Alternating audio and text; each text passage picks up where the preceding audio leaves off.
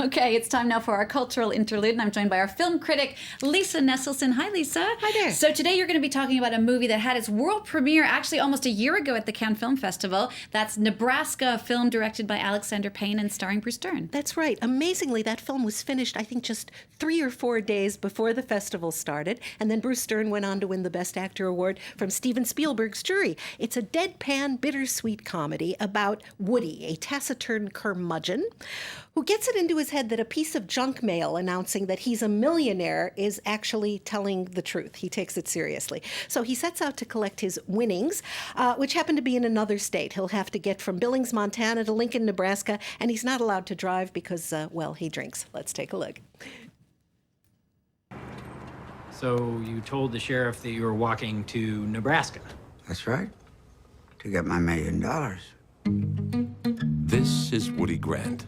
We are now authorized to pay $1 million to Woodrow T. Grant of Billings, Montana. This is his son. You didn't win anything. It's a complete scam. So you gotta stop this, okay? I'm running out of time. This is his wife.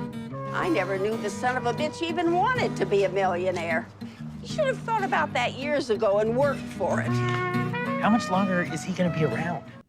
It's interesting, Lisa, the movie's in black and white, which is pretty unusual these days. That's right. You don't see a lot of black and white, but I have to say it is absolutely the perfect medium in which to render these faces and the American Great Plains.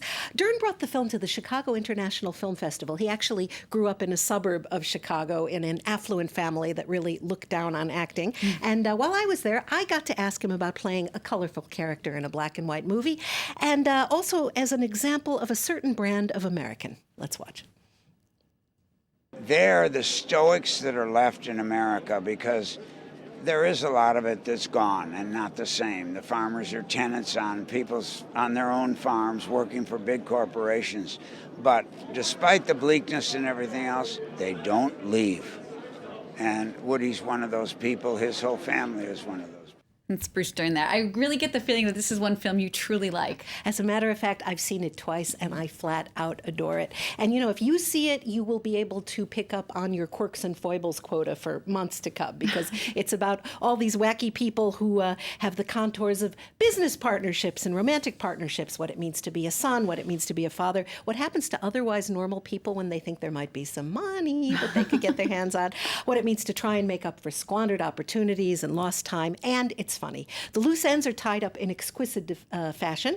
And director Alexandre Payne made About Schmidt with Jack Nicholson, and he made The Descendants with George Clooney. But I have to say, although Bruce Dern has had a lot of striking roles, this is really, really the one he was born to play. All right. Well, Nebraska, it seems, couldn't be more American, but now you're going to tell us about a film that actually couldn't be more French. I believe this is one-man band Claude Lelouch's 44th feature film. It's called Salaud on t'aime, or Love You, You Bastard. He remains best known for A Man and a Woman, which gave us this.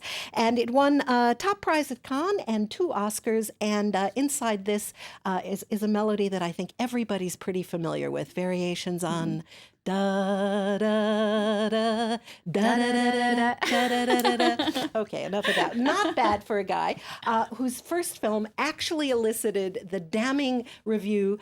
Make sure you remember the name Claude Lelouch, because you're never going to hear it again. Oh, no. Boy, was that guy wrong. Lelouch's sheer joy in filming positively drips off the screen. He writes, he directs, he produces, and he operates the camera. Famous actors love to work with him because he's an enthusiastic, nice guy, so he has no trouble getting a good cast together. His movies don't always work, but sometimes they're kind of embarrassing. But I have to say, this is a pretty good one. And why is that?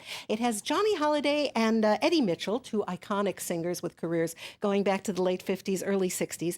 Hallyday plays Jacques Kaminsky, a famous war photographer who's hanging up his telephoto lenses to enjoy the estate around a 10-bedroom chalet in the Alps. He has 4 daughters by 4 very different women. And since he's always paid more attention to his work than his family, his relationships are cordially strained. And Lelouch may know a bit about this firsthand. Let's listen. I had the good fortune to have 7 children with 5 different mothers, so life wasn't exactly easy. And it's true that I spent more time behind my camera and on my films than with those who were close to me. Eventually, you start to feel guilty about that. I was very unhappy that I couldn't take my kids to school. I didn't read them bedtime stories, never made them do their homework. So I felt I hadn't been the best father, and that's what this film's about a man who wants to make up for lost time.